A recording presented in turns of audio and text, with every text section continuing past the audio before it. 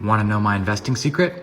Well, it's not that much of a secret, but I'm going to show you anyways. The secret is dollar cost averaging. So if you have $6,000, do you buy $6,000 worth of Tesla all at once?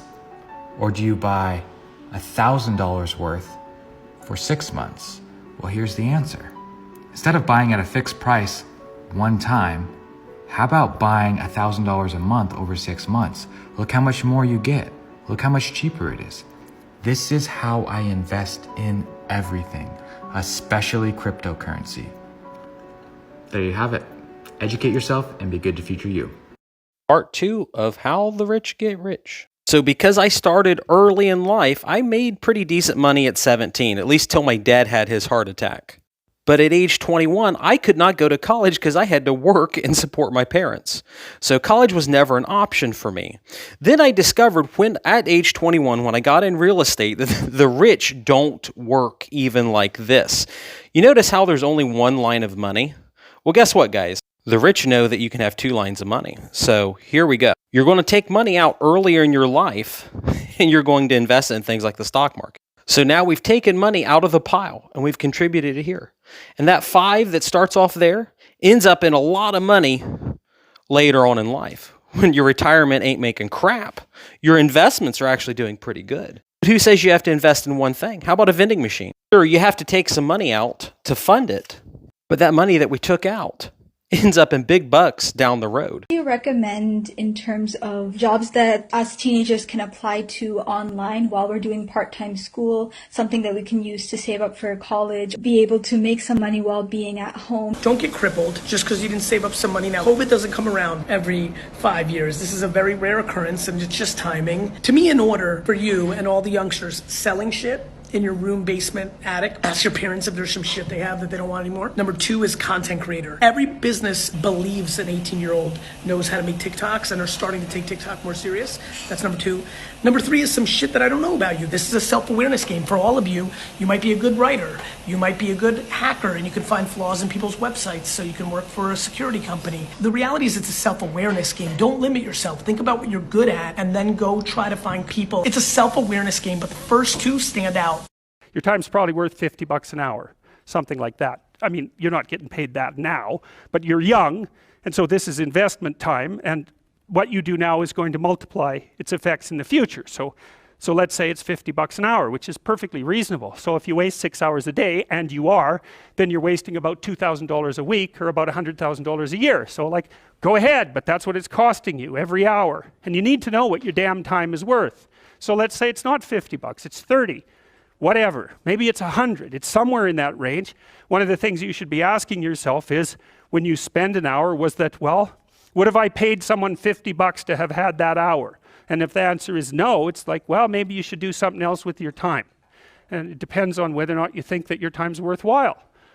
But the funny thing about not assuming that is, if you assume your time isn't worthwhile, what happens is you don't just sit around sort of randomly in a state of responsibility-less bliss. Pain plus reflection equals progress. Pain is a teacher. You want to eliminate pain from your life? You're going to have a better life? No, because it's giving you messages, okay? So many different things are the opposite of what we're taught. And it goes down to even the education system. You failed. Hey, that's the beginning of a discovery process. That's a good thing. Okay, now how do I look at failure and learn from failure? Some people want to wait for the bottom. Well, is it better to buy now if you see a bargain than to wait for the bottom? Well, I could ask you, what is the bottom, Eric? And I have no idea. Well, no, it's easy. The bottom is the day before it starts going up. But how do you know? Right. That's why I asked. The bottom is only judged in retrospect. So I think that, the book that you meant to plug, Mastering the Market Cycle, has a lot about this idea of waiting for the bottom. You never know when you're at the bottom, but you might have a feeling that something's cheap. And if it's cheap, you should buy it. If it goes down more, i.e. that wasn't the bottom, if it goes down more, buy some more. And keep your nerve and continue down as long as your assessment is right. Ted Williams wrote a book called The Science of Hitting, and in it he had a picture of himself at bat and the strike zone broken into, I think, 77 squares. And he said if he waited for the pitch that was really in a sweet spot, he would bat 400, and if he had to swing at something on the lower corner, he would probably bat 235. And in investing, I'm in a no-called strike business, which is the best business you can be in.